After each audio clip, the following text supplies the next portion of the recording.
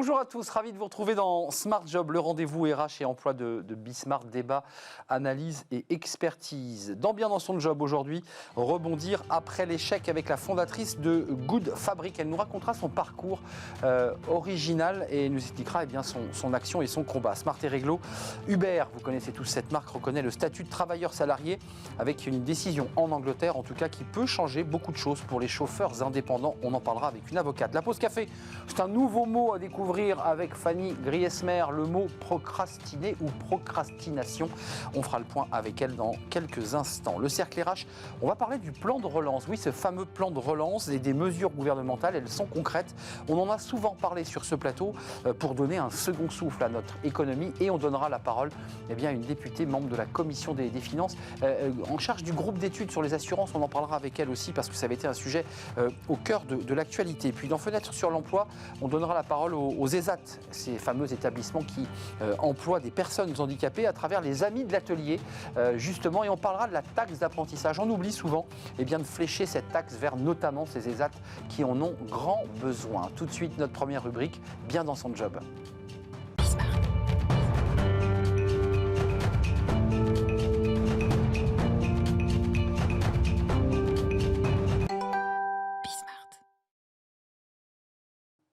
Bien dans son job, notre première rubrique et une visio en distance avec notre première invitée, Nathalie Lebas-Vautier. Bonjour Nathalie. Bonjour. Comment allez-vous ? Très bien, très bien, merci beaucoup. Fondatrice de Good Fabric. D'abord, avant de nous parler de votre initiative, de l'action que vous menez en matière de lutte contre le réchauffement climatique, d'une certaine manière, racontez-moi votre histoire, parce que vous étiez dans l'entreprise, vous aviez une bien belle entreprise qui cartonnait dans le textile, très made in France, très naturelle, et puis, qu'est-ce qui s'est passé ?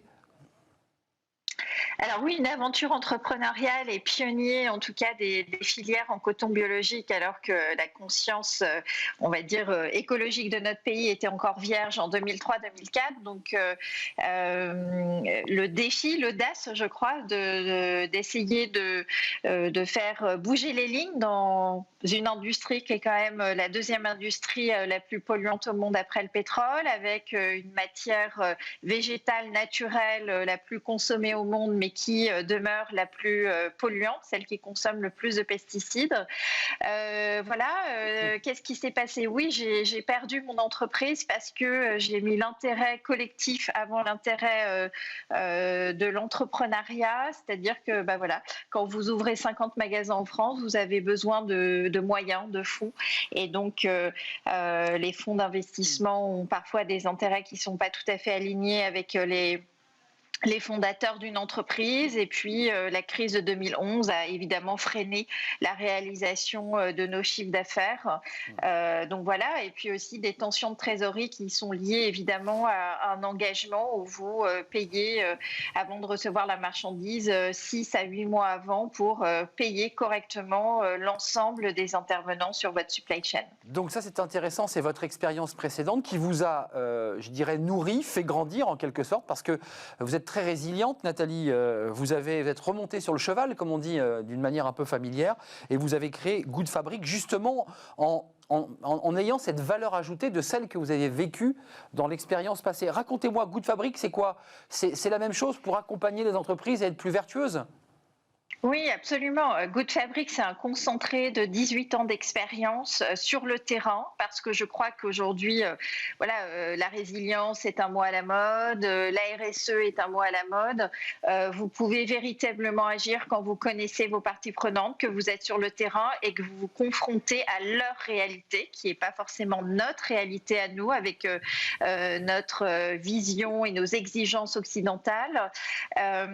Évidemment, vous l'avez dit, je crois que j'ai vécu un échec, mais c'est un échec professionnel, c'est pas un échec de mes convictions et de mes valeurs, et je me suis concentrée sur mon engagement et donner du sens à mes valeurs pour pouvoir faire de mon entreprise ce qui me ressemble, je crois, et que je partage avec mes collaborateurs, et intégrer, on va dire, le cœur du réacteur des entreprises que j'accompagne aujourd'hui pour leur permettre de muter de façon crampée augmenter et en pouvant mesurer les succès au fur et à mesure, puisque la RSE, c'est un chemin qui est long.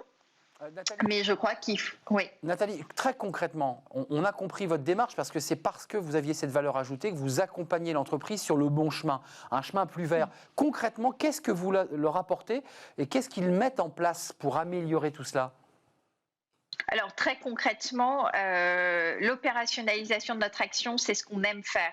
Très concrètement, quand une entreprise, notamment dans le textile, utilise du coton dit conventionnel, on les accompagne, à tracer l'ensemble de leur filière et savoir exactement où est cultivé le coton qu'ils utilisent, et on les accompagne vers des coopératives certifiées en agriculture biologique pour leur permettre d'être plus vertueux sur leur mode de production. Donc c'est extrêmement concret et on va leur expliquer aussi quel est l'investissement financier qu'ils vont devoir faire pour faire cette mutation. Et voilà, c'est très très concret. Donc je crois que les idées, elles ont besoin d'action, elles n'ont pas besoin de blabla. Je crois que les diagnostics, tout le monde les a faits. On passe notre vie à en faire. Moi, ce qui m'intéresse, c'est d'agir. Et avec des petits moyens, on fait des grandes choses. Et ça, c'est vraiment ce que je retiens de mon combat au quotidien. Nathalie, il y a plusieurs marques, on va citer les plus connues, mais il y a Bompard, Body Nature, Dans ma culotte et Moi, qui font appel à votre expertise. Bompard, par exemple, qui est une marque connue, comment ils améliorent encore un peu plus, je dirais, leur process? Et puis, double question, comment ils répercutent ou pas d'ailleurs le prix sur le consommateur? Parce que c'est un vrai sujet, le consommateur dit, moi je suis prêt à faire l'effort, mais c'est trop cher, voilà, j'ai pas les moyens. Alors, il y a aussi, je crois qu'il est important, et je crois que les consommateurs et les personnes que nous sommes aujourd'hui, on a très bien compris, j'espère, que le droit du travail, que le respect de l'environnement a un coût. C'est-à-dire que quand vous achetez un t-shirt ou un cachemire à 80 €, on se doute bien qu'il y a certains maillons de la chaîne qui n'ont pas été rémunérés à leur juste valeur. Alors, on vit dans un monde qui est complexe et particulièrement en ce moment avec la situation du Xinjiang.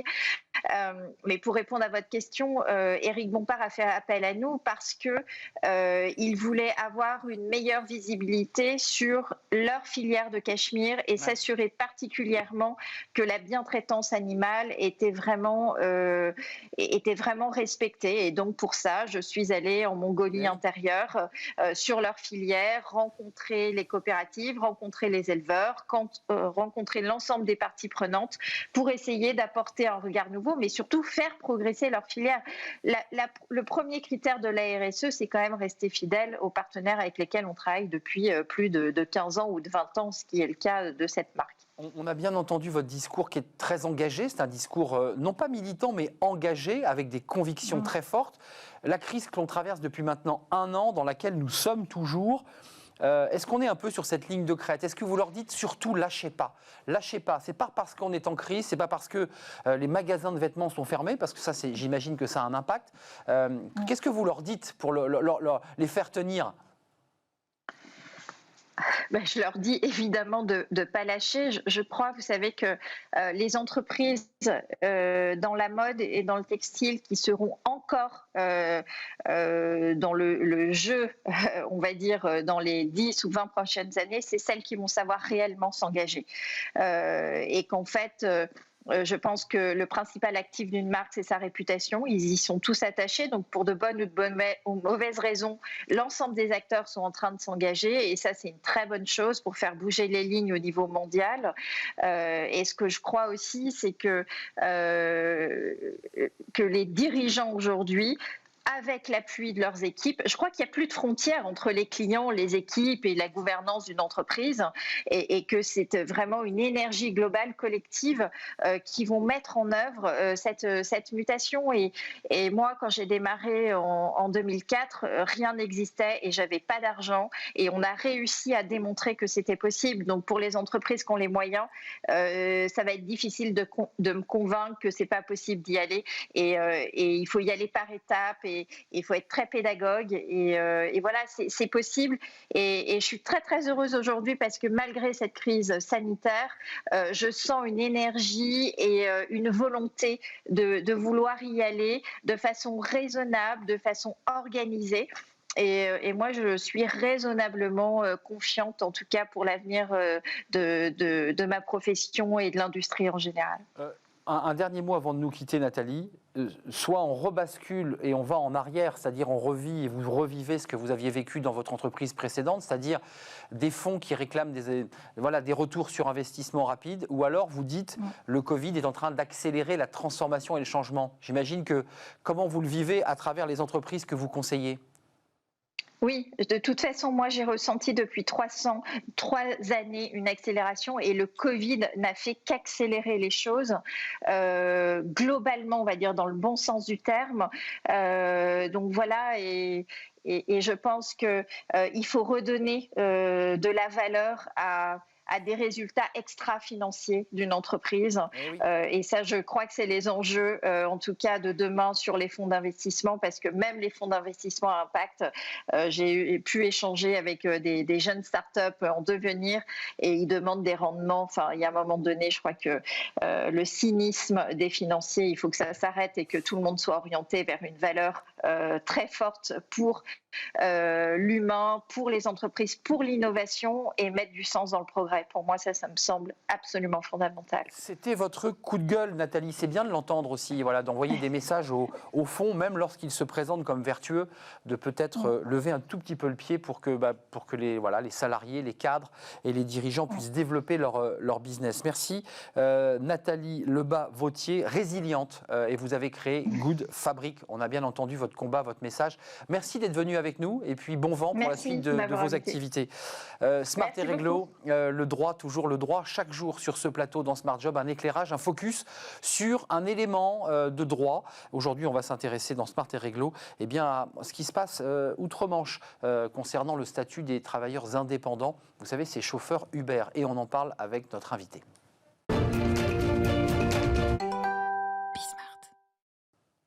Smart et Réglo, notre rubrique juridique, chaque jour avec un expert juridique ou un avocat. Aujourd'hui, on s'intéresse, on en a beaucoup parlé, on en a fait même d'ailleurs un débat, on s'intéresse aux travailleurs indépendants, ceux qui sont des chauffeurs Uber. Alors, on va faire un focus avec notre invité dans quelques instants sur une décision importante qui a été prise outre-Manche, en Grande-Bretagne, qui modifie substantiellement le statut de ces chauffeurs Uber, avec cet éternel débat. Sont-ils des travailleurs indépendants ou sont-ils des salariés dépendants car soumis à un rapport de subordination? C'est tout l'enjeu. Alors c'est un enjeu qui, évidemment, sur lequel les juristes britanniques se sont penchés. Et puis c'est un débat, évidemment, que traverse la France, puisqu'il y a des recours aujourd'hui d'un certain nombre d'organisations de ces travailleurs indépendants. Myriam de Gaudusson est avec nous, avocate associée en droit du travail. Merci Myriam d'être avec nous. C'est un vrai plaisir de vous voir. Alors d'habitude, vous êtes avec nous en plateau.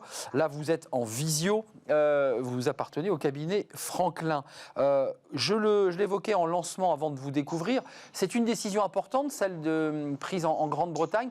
Encore faut-il rester prudent. C'est une décision, je dirais, en demi-teinte, mais qui fait avancer le sujet quand même. Racontez-nous. Alors, il faut savoir que cette décision a une genèse qui date de 2016. Depuis 2016, vous avez une série de contentieux en Angleterre qui portent sur la qualification du statut des chauffeurs de cette plateforme Uber. Et nous avons eu une décision de la Cour suprême britannique qui a assimilé ces chauffeurs de la plateforme Uber en workers. Alors, je tiens juste à faire un petit rappel. Oui. Les workers, c'est un statut hybride, contrairement à nous en France par rapport au vrai statut de salarié, entre salariés et travailleurs indépendants. Donc en fait, ils ont juste le minimum salarial, ils ont les congés payés et un plan d'épargne retraite. Donc ce ne sont pas de vrais salariés. Donc en fait, cette décision, elle a ouvert la voie, certes, à 70 000 chauffeurs quand même, mais néanmoins, il faut garder une certaine mesure. Concrètement, c'est une décision qui peut faire, j'allais dire, jurisprudence quand on vient en France, parce qu'en France, il y a évidemment eu des décisions de la Cour de cassation en mars 2020, si je ne m'abuse. Oui, absolument. Alors, vous avez eu une première décision de la Chambre sociale de la Cour de cassation qui a effectivement reconnu la qualité de salarié à certains chauffeurs Uber par rapport à un service organisé, par rapport au fait de se voir sanctionner s'ils refusaient des courses. Mais entre-temps, nous avons eu un arrêt de la Cour d'appel de Lyon de mars 2021 qui, lui, a cassé cette position. Alors, on va voir si effectivement la Chambre sociale va confirmer cette position, mais en tout cas, elle a refusé le statut de salarié à certains chauffeurs Uber. Sur quelle base? La faculté d'utiliser d'autres plateformes pour travailler, le droit de se déconnecter et donc de ne pas travailler, notamment, le fait de ne pas être soumis à des horaires de travail et le fait de pouvoir se déplacer géographiquement. Sur ces bases-là, la Cour d'appel de Lyon a refusé le statut de salarié. Donc, il va falloir légiférer en France. Myriam, il y a quand même un sujet de fond. La vraie question, c'est que les organisations qui ont déposé ces recours et qui sont allées jusqu'en cassation expliquent l'inverse. Ils disent, mais on nous déconnecte. Si on refuse 3 courses, notre employeur nous déconnecte très rapidement. On est quand même malgré tout soumis parfois à un mono-client, un mono-patron qui est Uber. Ça se discute quand même cette question-là. C'est justement pour ça qu'il y a des discussions en cours. Il faut savoir que le statut des salariés de plateforme est une question qui concerne ce qu'on appelle la gig economy depuis un certain nombre d'années, qui fait l'objet de discussions. Et finalement, ça se règle en l'état, plutôt par la voie contentieuse. Et donc, on attend vraiment que les négociations qui sont en cours, où chacun va invoquer notamment le fait pour les salariés qui ont été reconnus, de dire, mais attendez, en fait, on est payé que lors du temps de la connexion. C'est pas vraiment une réalité qui assure la stabilité salariale. C'est ce qu'invoquent les syndicats. Donc il va falloir quand même parvenir à un accord entre les deux parties pour assumer et assurer un statut plus stable. Mais vous, Myriam, est-ce qu'on doit aller, peut-être pas du côté du statut des workers britanniques, vers quoi on va? Parce que certains disent qu'il faut aménager le statut des travailleurs indépendants, d'autres réclament tout simplement leur intégration comme de véritables salariés. Et puis au milieu, il y a des chauffeurs qui disent « mais je ne veux pas devenir salarié. Ce système de l'indépendance me va très bien ». Absolument. Il va falloir peut-être trouver une troisième voie, puisque certains préfèrent avoir la protection totale qu'offre le salariat. D'autres veulent garder une certaine forme d'indépendance et surtout la faculté d'utiliser d'autres plateformes pour travailler, d'avoir le choix. Et au milieu, il va y avoir la possibilité de choisir sa plateforme, mais tout en ayant un certain nombre de droits. Donc finalement, peut-être qu'on arrivera à ce statut hybride qu'ont les Anglais. Qu'ont les Anglais, c'est-à-dire un demi-statut de travailleur, de salarié qui n'existe pas en France. Absolument. Ça n'existe pas, ça, en France, hein, Myriam? Alors, on a la notion de portage salarial, mais en tant que tel, pour les travailleurs de plateforme, non, ça n'existe pas encore. C'est peut-être la troisième voie qu'il va falloir mettre en place. Il y a des discussions en vue d'un décret à venir dans les prochains mois. Donc, on espère avoir non seulement une confirmation de la Chambre sociale, ou en tout cas une position plus claire par rapport aux différentes décisions qui finalement n'offrent pas une vraie stabilité juridique et contentieuse, et peut-être une affirmation politique également plus claire. Avant de nous quitter, Myriam, il y a un mot qu'on n'a pas utilisé, ou alors je ne l'ai pas entendu, mais c'est le rapport de subordination. Tout l'enjeu de la question de cette relation entre les chauffeurs et Uber, pour ne citer que, c'est ce rapport de subordination qui n'existerait pas. Mais il existe malgré tout. Alors justement, dans cette notion d'économie modifiée, le lien de subordination, il va être stretché, il va être affirmé de manière différente par rapport aux travailleurs de plateforme, puisque la notion ancienne qui était le rapport de force entre l'employeur qui donnait un ordre et le salarié qui exécutait, aujourd'hui, avec les travailleurs de plateforme, c'est d'autres notions qui vont apparaître. Ils ont une plus grande indépendance dans la manière dont ils travaillent, et donc ils utilisent des procédés de nouvelles technologies qui n'existaient pas avant. Donc en fait, la notion de lien de subordination, en tant que telle, elle n'existe plus vraiment dans la gig economy. Et c'est pour ça que les politiques et les juges doivent s'adapter à la modification des notions antérieures du lien de subordination. C'est le débat que vous soulevez, que les juristes parfois subissent d'ailleurs, puisqu'en fait on s'appuie sur de la jurisprudence entre liberté et protection. Oui. qui est complètement disparate. On avait des décisions Just Eat antérieures qui affirmaient le salariat. Maintenant, on a cette décision de la Cour d'appel qui l'infirme et qui retient le statut de travailleur indépendant. Il est vrai que pour chaque cas, il faut faire une analyse très précise avant de se décider et d'accorder un statut, parce que les conséquences économiques et financières pour l'entreprise sont énormes, et il faut aussi assurer une certaine stabilité à ces travailleurs qui connaissent quand même une grande précarité. Oui, il faut quand même signaler que ces salariés, et je ne parle pas que des chauffeurs, parce qu'il y a aussi tous ceux qui travaillent sur les plateformes à vélo Absolument. ou à scooter pour nous nourrir le midi, en cette période Covid, parce que ces personnes-là sont en première ligne. Évidemment, on voit les difficultés avec lesquelles ils ont à gagner convenablement leur vie. Bien, la suite des débats, c'est quoi? C'est la Cour de cassation, c'est la Chambre sociale? Oui, ça va être la Chambre sociale et puis les politiques par le biais d'un décret qui devrait bientôt sortir. Qui sortira du ministère du Travail, j'imagine. Oui. Ils sont en train de plancher dessus. Merci Myriam de Gaudusson, avocate Merci Arnaud. en droit du travail et en droit social au cabinet Franklin. C'était un plaisir d'avoir échangé avec vous sur ce sujet. Vous revenez bien sûr en vrai, quand vous le souhaitez. Merci beaucoup. La pause café, tiens, on fait une petite pause avec Fanny. Vous savez, Fanny, elle est adepte des mots de vocabulaire qu'on ne connaît pas toujours. Aujourd'hui, celui-ci, vous le connaissez, mais peut-être vous n'en connaissez pas la définition exacte, la procrastination. Qu'est-ce que c'est donc? Et en quoi y a-t-il un lien entre ce mot et le monde du travail? Elle vous explique tout. C'est Fanny Gressmer et sa pause café.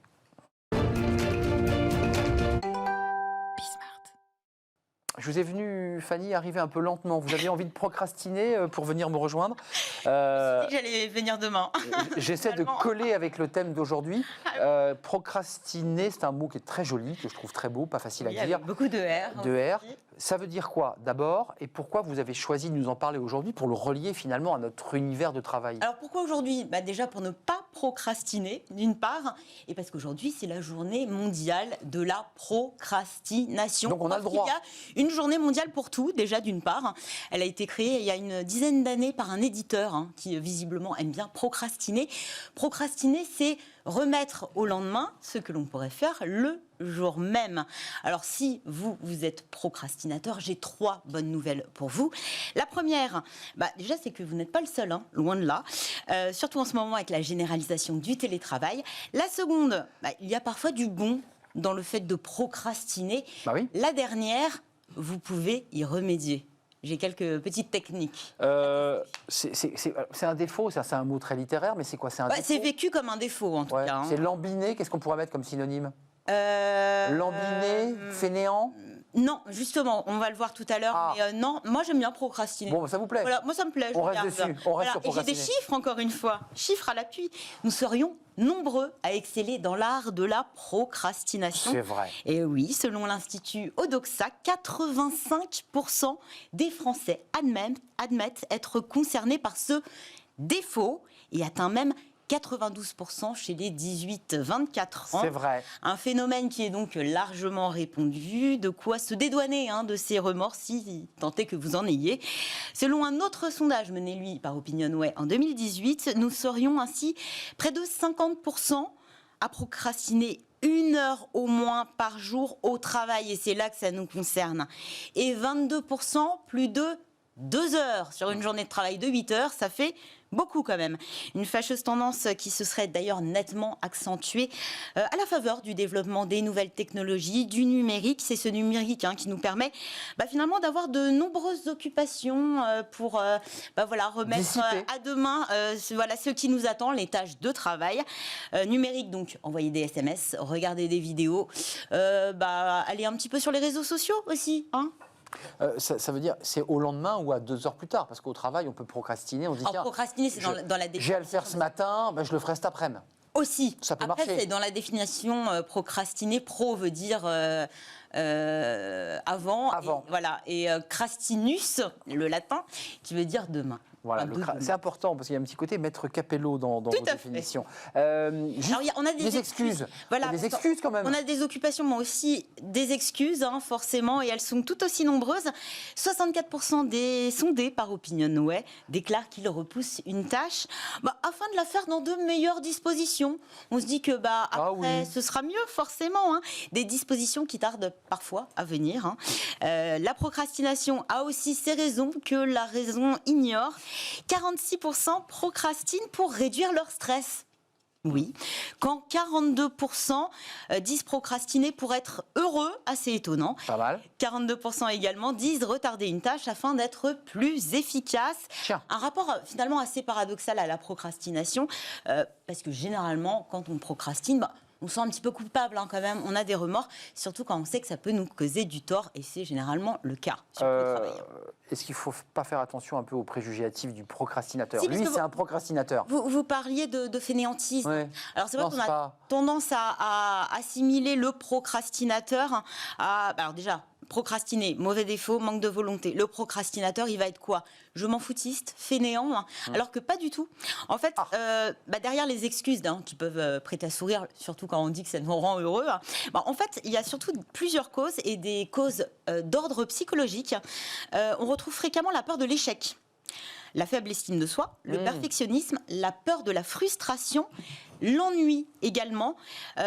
En fait, c'est autant de sentiments qui peuvent freiner le passage à l'acte, le fait de se mettre à l'ouvrage, parce que derrière, on ne va pas avoir une satisfaction immédiate. Et c'est ce qu'on recherche généralement. Manque de confiance. Aussi, et puis la peur de effectivement échouer, que ce ne soit pas aussi bien qu'on l'espère. Et puis des fois, c'est un peu trop ardu.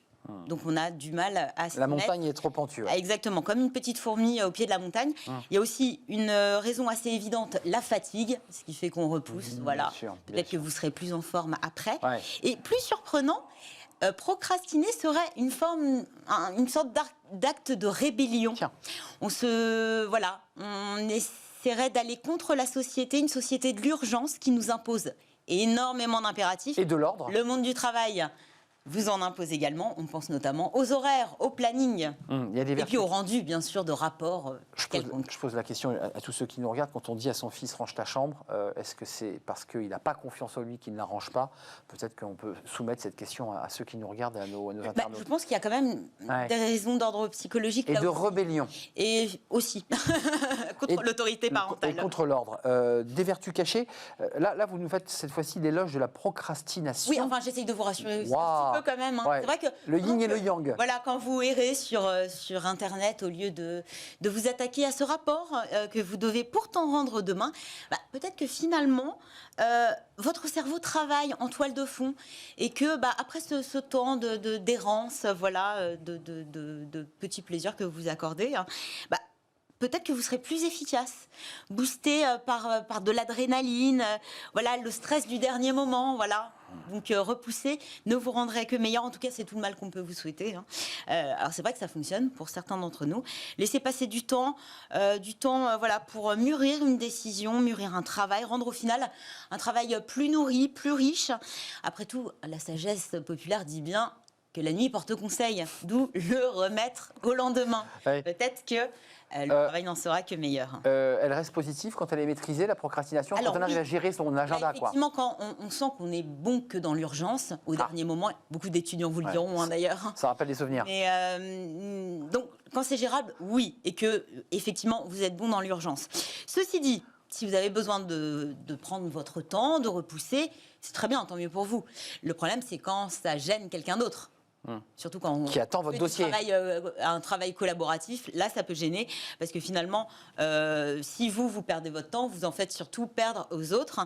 Outre la panique, le risque, le vrai, surtout au travail, c'est de passer pour quelqu'un de peu fiable, mal organisé, et là ça peut clairement vous coûter des points, qui rend pas à l'heure, de l'argent, parce que la procrastination, ce qu'on ne dit pas aussi, c'est qu'il y a au travail, mais il y a aussi à la maison, avec les factures, le ménage, et là ça peut vous coûter cher. Oui, ça c'est procrastinateur dans son ensemble. Les astuces, Fanny, avant de nous quitter. Oui, on va quand même essayer astuces. Si vous voulez au final vous défaire de cette mauvaise habitude, d'ajourner ces tâches qui peuvent vous sembler rébarbatives, trop ambitieuses ou chronophages, il y a plusieurs petites techniques.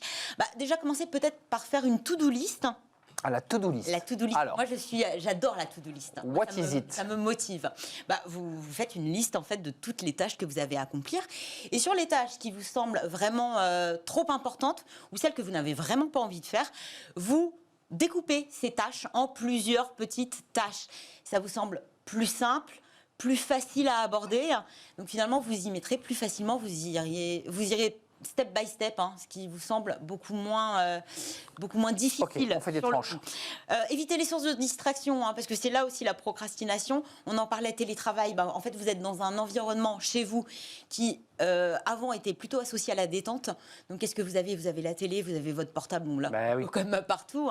Donc, essayez de vous mettre dans un coin au calme, de mettre peut-être votre téléphone sur mode avion ou de désactiver les notifications.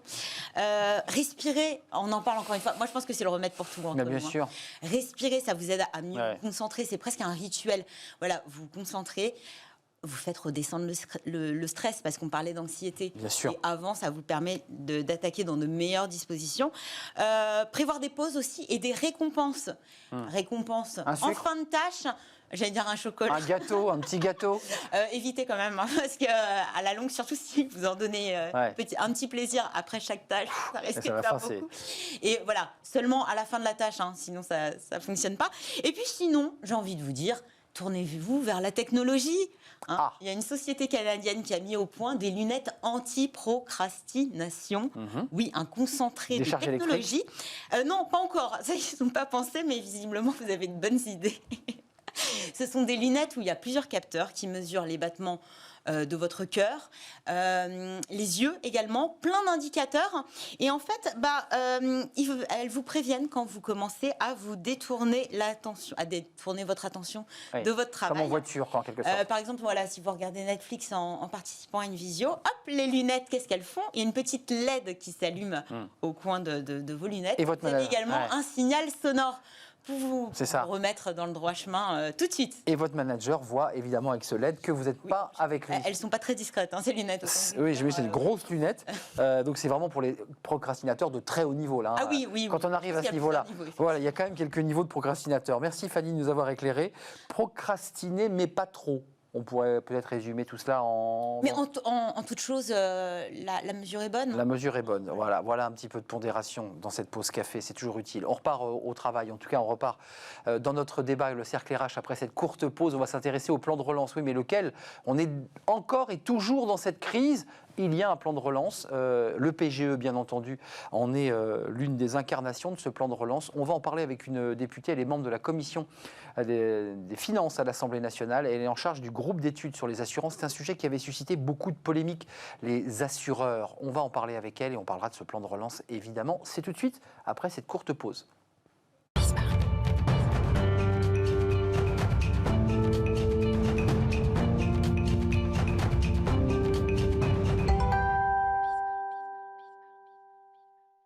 Le cercle RH, notre débat quotidien, on va parler du plan de relance, on va parler du PGE, on va parler de tous ces dispositifs qui, depuis un an, il faut bien le dire maintenant, ont été mis en place par le gouvernement pour soutenir les entreprises, les commerçants et les artisans. On en parle aujourd'hui avec une députée, Valéria Faure-Munetian. Merci d'être avec nous, députée de la Loire dans la 3e circonscription. Vous êtes membre de la commission des finances, de l'économie générale et du contrôle budgétaire. D'ailleurs, on ne parle jamais suffisamment du contrôle budgétaire qu'effectuent les députés, sur pièce, en général c'est sur pièce que le contrôle s'effectue, et vous êtes la présidente du groupe d'études Assurance avec un S. On va parler du plan de relance, on va parler de la situation actuelle, parce que beaucoup s'étaient imaginé qu'au bout d'un an, on allait tous reprendre nos vies, presque tous les trimestres d'ailleurs, on pense qu'on va reprendre nos vies, puis on ne les reprend pas. D'abord, un mot sur les assureurs et ces bras de fer engagés par les commerçants. Vous l'avez suivi, vous avez été en première ligne sur ce sujet. Où en sommes-nous exactement de ces litiges ? Alors, globalement, on a réglé un certain nombre de sujets. Tout d'abord, les assureurs ont fait quelques erreurs, notamment de communication au départ.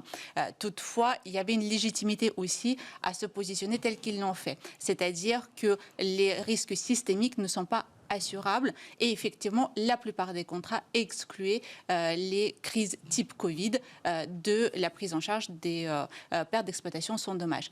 Toutefois, c'est l'assureuse qui parle ou la députée ? C'est la députée qui parle parce que je me permets aussi de m'appuyer sur l'étude que le régulateur ACPR a fait. Je n'invente pas et je ne défends personne. Donc vous nous dites dans le dossier originel du contrat d'assurance qui avait été signé, il n'était pas indiqué pour la plupart le risque d'une crise sanitaire ou d'une épidémie. On est bien d'accord. Au contraire, c'était indiqué comme une exclusion ferme et définitive. Donc c'était écrit comme une exclusion. Tout à fait, parce que depuis 2003, les réassureurs qui sont internationaux ont fait inscrire le SRAS et donc toutes les difficultés liées à des crises sanitaires avec des problèmes respiratoires comme une exclusion, et ça date déjà de plusieurs années.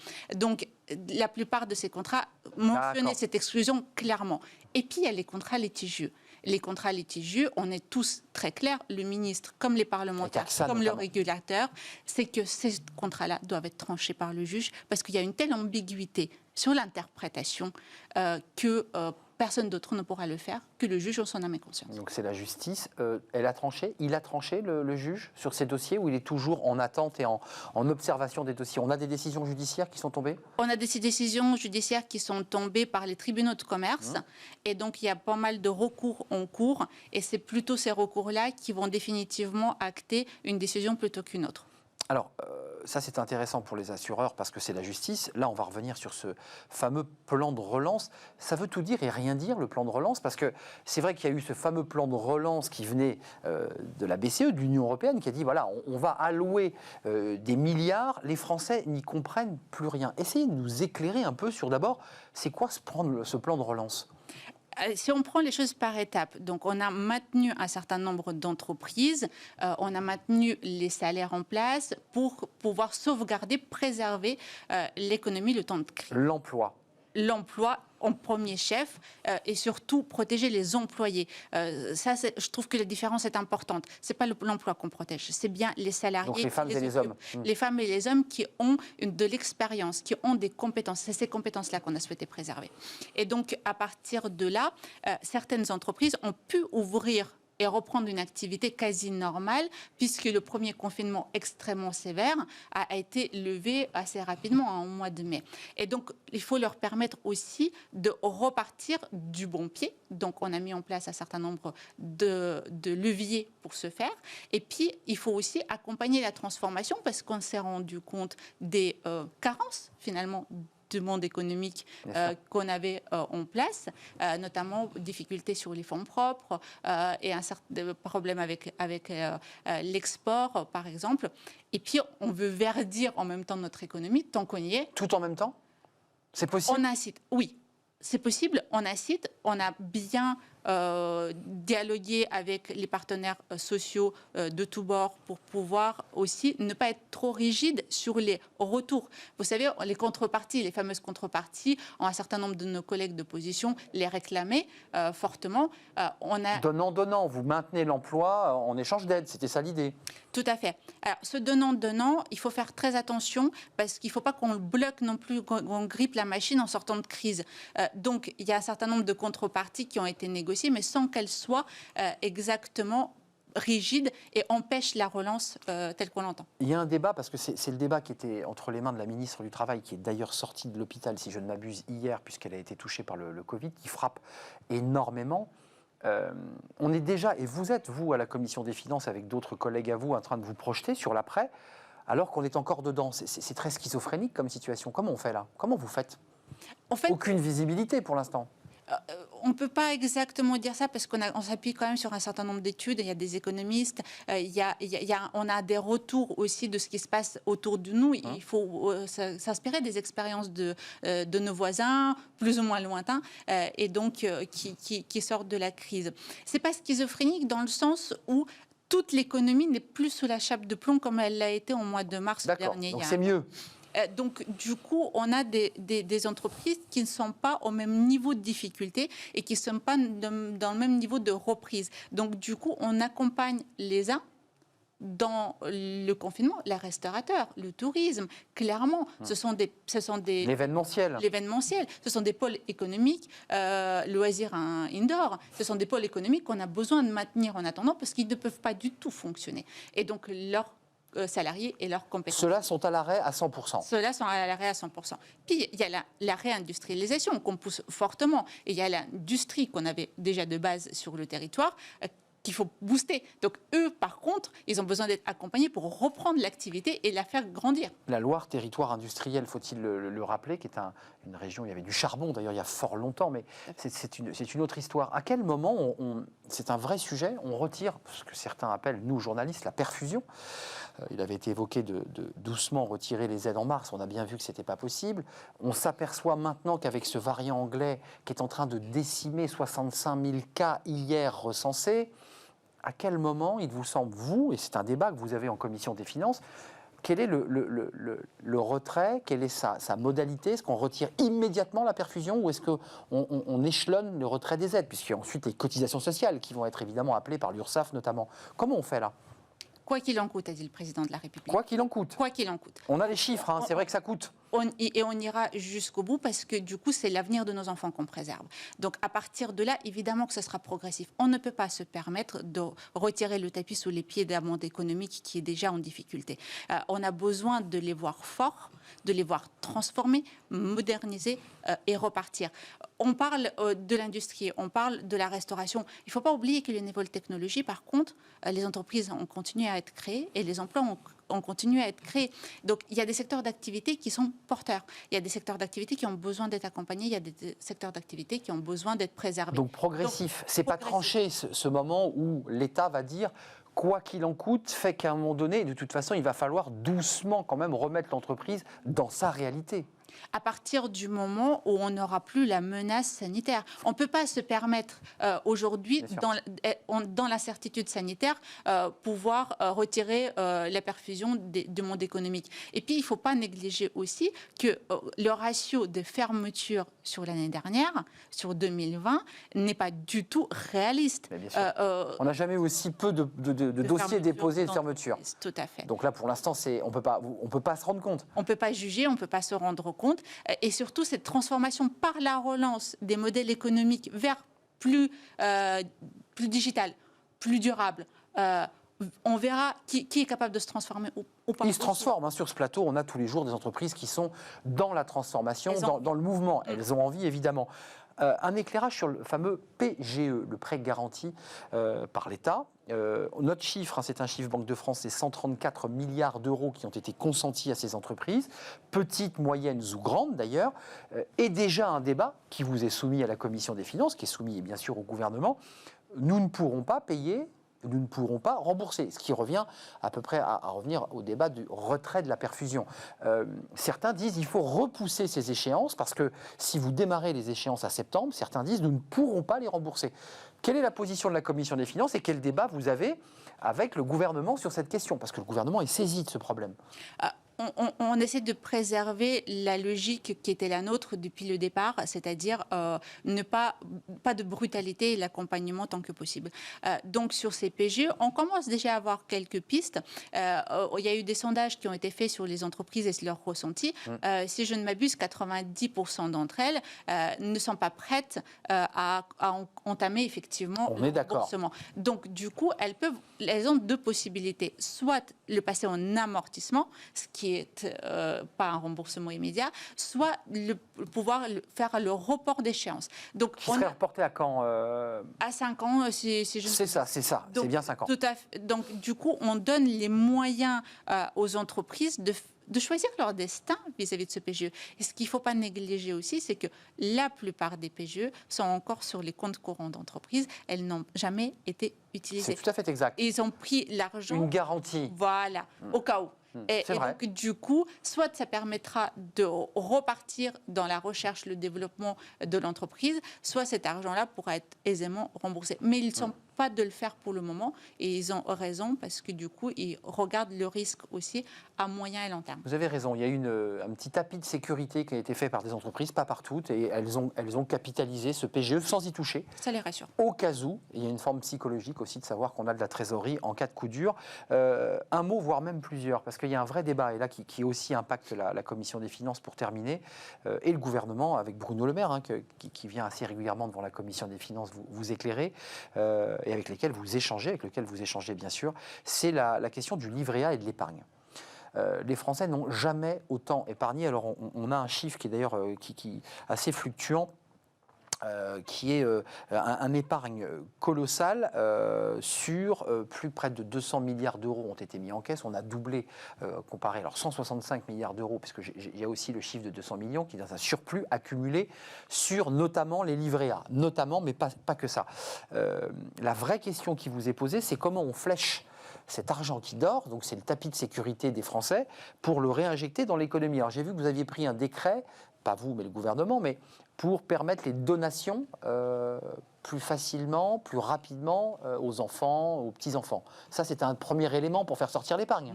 Alors, c'est pas que les Français ont plus épargné, c'est qu'ils ont moins consommé. Ils ont moins consommé.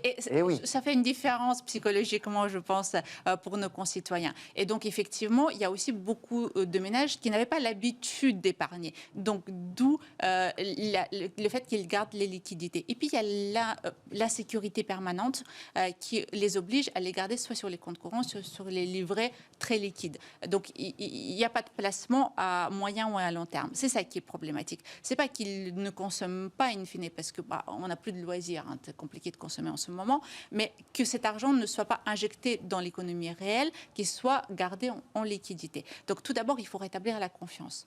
Et pour rétablir la confiance, il faut donner de la lisibilité et de la visibilité. Et on n'en a pas. Et on n'en a pas. Toutefois, on sait quelles sont les échéances à terme, même si on n'a pas le délai exact de ces échéances, on sait comment on va dérouler par la suite. Et c'est la peur du chômage, c'est la peur du déclassement, c'est la peur de la crise sanitaire qui font tout ça. Donc je pense qu'il faut qu'on communique beaucoup mieux et beaucoup plus, et je profite de la tribune ici pour dire qu'on a un plan. On n'a pas les délais, mais on a un plan de comment sortir de la crise, et le plan de relance fait partie de ce plan-là. C'est quoi ce plan ? Un plan par étape ? Tout à fait.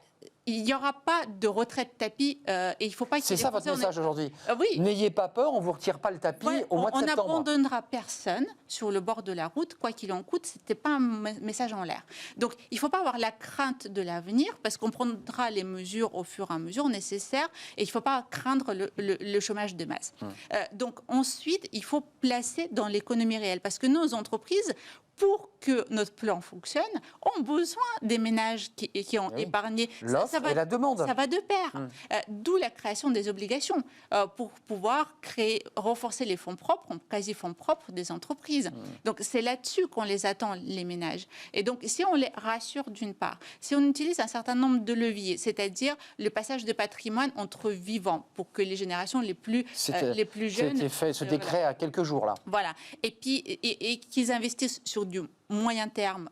Les obligations, c'est à 8 ans, avec un rendement quand même qui est sympathique, entre 5 et 6%, avec la garantie de l'État de 30% des pertes potentielles. Et ça, c'est réinjecté dans l'économie réelle. Et ça, c'est réinjecté, mais dans les TPE, PME, ETI françaises qui ont les reins solides, elles sont choisies. Et qui ont besoin de cet argent. Et qui ont besoin de renforcer leurs fonds propres pour pouvoir continuer à sauvegarder les emplois. Ça, c'était le message que vous voulez faire passer. Avant de nous quitter, Valérie Faure-Munetian, je voulais savoir dans quel état d'esprit vous étiez, vous, la députée, parce que vous êtes engagée sur ce plan.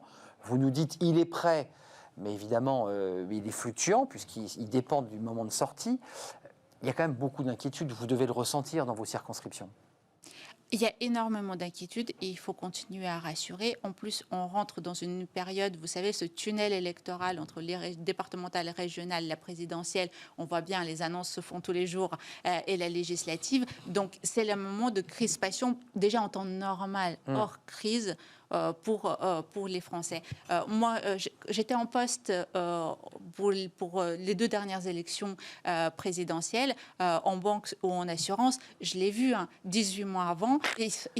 On ne peut même pas arbitrer sur les placements déjà effectués. Je ne vous parle même pas de ramener de l'argent frais. Il faut qu'on rassure. Il faut que les assureurs, les banquiers, les gestionnaires en patrimoine, on travaille tous collectivement à rassurer les ménages parce qu'on a besoin d'eux.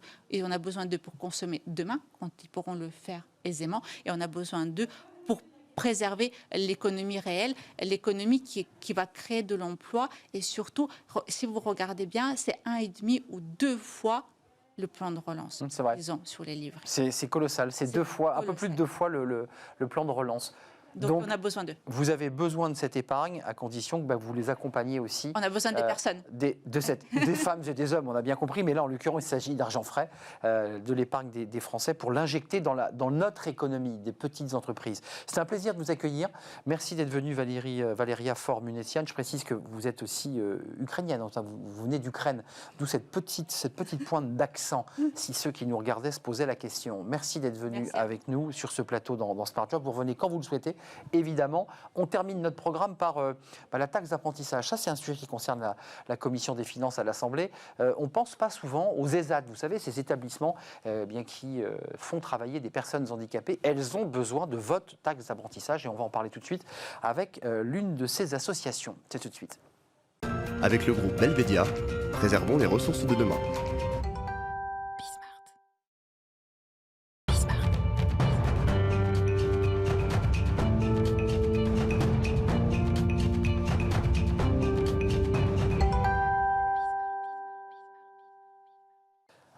Fenêtre sur l'emploi, notre invitée Isabelle Laurencin de la Fondation Les Amis de l'Atelier.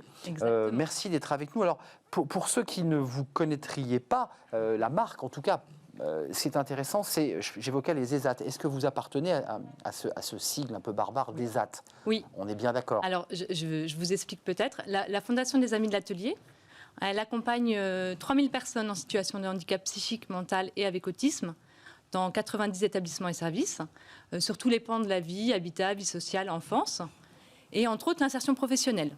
Et c'est là, en effet, que nous avons 8 ESAT. Donc ESAT qui veut dire établissements et services d'aide par le travail, qui étaient appelés avant les CAT. Et c'est parce que nous avons des ESAT et que nous formons 790 travailleurs en situation de handicap que nous sommes habilités à percevoir la taxe d'apprentissage. Alors, sujet qui nous intéresse aujourd'hui. Voilà, c'est important parce que d'abord, on ne parle pas suffisamment des ESAT et du travail que font les encadrants, les profs pour apprendre des métiers et faire travailler. Parce que les ESAT, on travaille concrètement, on a une mission c'est ce qu'on précise. appelle le milieu protégé. Le milieu protégé. Mais il y a des moniteurs qui encadrent. Et qui font quand même grandir ces personnes handicapées sur leur lieu de travail. Pourquoi on ne pense pas aux ESAT pour la taxe d'apprentissage? Parce que c'est vrai que spontanément, la taxe d'apprentissage, on la ventile sur des entreprises, j'allais dire, traditionnelles. Oui, alors en fait, nous, on peut percevoir la partie solde de la taxe d'apprentissage qui, donc, en effet, peut être versée soit à des écoles, soit aux ESAT. Les ESAT sont habilités à la percevoir depuis 2014, donc c'est assez récent. Et alors, on n'y pense pas. J'espère que de plus en plus d'entreprises y pensent, en fait. Et nous, en tout cas, on est là pour justement que les entreprises y pensent et on communique en ce sens. Et on va dire que les entreprises qui souhaitent donner du sens justement à leur taxe d'apprentissage ont tout intérêt à la verser justement en faveur des ESAT. Elles sont très sollicitées, les entreprises, pour leur taxe d'apprentissage. Oui, vous le savez, vous êtes là aujourd'hui, très courtisé. Voilà, donnez-nous votre taxe. Ça peut être des écoles, ça peut être des fondations aussi. C'est important quand même qu'elles se tournent aussi vers ces personnes handicapées, parce que c'est vrai que c'est compliqué, le financement des ESAT. C'est important que vous passiez ce message-là aussi aujourd'hui. Complètement, sachant que nous, l'argent qu'on collecte grâce à cette taxe d'apprentissage, elle est exclusivement, bien sûr, dédiée à la formation des travailleurs, sachant que concrètement, qu'est-ce que c'est? Quelles sont nos actions? On a 3 grands axes. Le premier, qui est les formations de base, telles que l'alphabétisation, les mathématiques, le français, mais aussi l'acquisition de matériel informatique ou pédagogique, toujours dans l'idée de la montée en compétences du travailleur. On a un deuxième axe qui est l'acquisition de matériel professionnel pour des ateliers. Ça a permis l'année dernière, par exemple, d'acheter des machines à coudre pour créer un atelier couture au moment du premier confinement. Pour les masques. Ça a permis de faire des masques. Ouais, exactement. Génial. Et nos travailleurs ont ainsi pu découvrir un nouveau métier qui était la couture. On a un troisième axe qui est très important, qui est la mobilité. Alors la mobilité, c'est quoi? La mobilité, c'est la capacité des travailleurs à se déplacer en toute autonomie. Pour donc venir au travail et en repartir. Exactement, pour venir au travail et en repartir, pour se déplacer sur des lieux de chantier, parce qu'on a donc des chantiers d'espace vert dans nos ESAT, mais aussi pour les travailleurs qui voudraient à terme passer en milieu ordinaire. Et c'est-à-dire un jour, le milieu ordinaire, en fait, c'est contrairement à l'ESAT qui est en milieu protégé, c'est une entreprise comme Bismart, par exemple. Et on est salarié. Exactement. Et il y en a qui ont ce souhait. Et le fait de leur donner la capacité de conduire leur permettra d'avoir une meilleure insertion sociale et professionnelle. Donc ça veut dire, pour être concret, cette taxe aussi sert à pouvoir acheter des véhicules qui sont équipés, on l'aura bien compris, et qui coûtent beaucoup plus cher. Tout à fait. Alors justement, grâce à la collecte de la taxe d'apprentissage, on a déjà pu acheter un simulateur de conduite dans un de nos ESAT, alors qu'a été complété par du mécénat, parce que ça n'a pas suffi ce qu'on avait collecté. Pour apprendre à conduire, en fait. En fait, ça apprend l'agilité de la conduite, ça met dans un espèce d'environnement qui ressemble c'est virtuel. Exactement. On va acheter cette année 2 véhicules utilitaires pour que justement les travailleurs puissent se déplacer sur le chantier.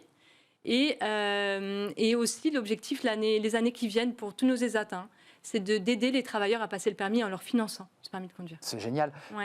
D'un point de vue pratico-pratique, la fondation des Amis de l'Atelier, il faut aller sur le site. Oui. Non, parce que c'est intéressant pour être Tout concret. Aller sur le site, j'imagine qu'il y a un onglet taxes d'apprentissage. Il y a dans la rubrique taxes d'apprentissage, il y a toutes les informations. Et alors, pour les entreprises, justement, c'est assez simplifié par rapport à avant. Depuis l'année dernière, les entreprises, elles versent directement le solde de la taxe d'apprentissage aux ESAT. C'est-à-dire que ça ne passe pas par un organisme collecteur. Et qui redistribue, effectivement. Et là, du coup, c'est nous qui percevons directement. Donc, c'est beaucoup plus simplifié. Et vous voyez qui vous donne, d'ailleurs. Exactement. Et moi, ça me permet, comme je m'occupe des partenariats entreprises, aussi bien sur le mécénat que sur la taxe d'apprentissage, ça permet d'avoir un cercle vertueux de soutien à la cause du handicap pour une entreprise. Avant de nous quitter, Isabelle Laurencin, l'espace géographique des fondations, parce qu'il y a souvent un ancrage local. On donne aussi parce qu'on est à proximité d'une entreprise qu'on connaît. Peut-être ça peut aussi donner envie. Oui. Quel est le maillage de vos fondations, de vos ESAT? Nos établissements, ils sont en région parisienne et dans le Limousin, mais comme nos ESAT, on a 7 ESAT en Ile-de-France et on en a un dans le Limousin. Limousin, Corrèze Limoges. Limoges. Donc il y a la région de Limoges et puis il y a la région parisienne. Exactement, 92, 91, 94. Ce qui représente, vous l'avez dit tout à l'heure, plus de 790 travailleurs. 90 travailleurs qui ont un emploi, puisqu'ils sont rémunérés pour ce travail, et qui retrouvent une autonomie et aussi une dignité, parce que c'est important de le préciser. Ils retrouvent, et pour certains, le chemin de l'emploi traditionnel. J'imagine que ce sont des emplois... C'est pas la majorité, mais c'est important de le dire. On ne reste pas enfermé en ESAT. Et c'est pas l'objectif d'être captif et de les garder s'ils souhaitent aller en milieu ordinaire, bien sûr qu'on les y incite. N'oubliez pas la taxe d'apprentissage. Déjà, il ne faut pas l'oublier, cette taxe d'apprentissage. Et donner un peu de sens aussi à votre action. C'est très concret. La Fondation des Amis de l'Atelier. Isabelle Laurencin, c'était un plaisir de vous accueillir sur le plateau. Merci à vous de m'avoir accueilli. Responsable des partenariats entreprises. Je ne vous ai pas présenté au départ parce que je ne trouvais plus ma petite feuille. C'était un plaisir. Merci à vous. Merci à tous nos invités qui viennent évidemment nous faire partager leur passion, leurs envies. Merci à vous. Merci à Fanny Griesmer. Merci à notre amie Margot, Pauline et Elmisa à la réalisation. Et puis Justine au son. C'est une équipe très féminine aujourd'hui qui m'accompagnait. Je serai là demain, bien entendu, en direct sur ce plateau. D'ici là, restez fidèles à tous nos programmes et portez-vous bien, évidemment, dans ce climat un peu anxiogène. Bye bye, à demain.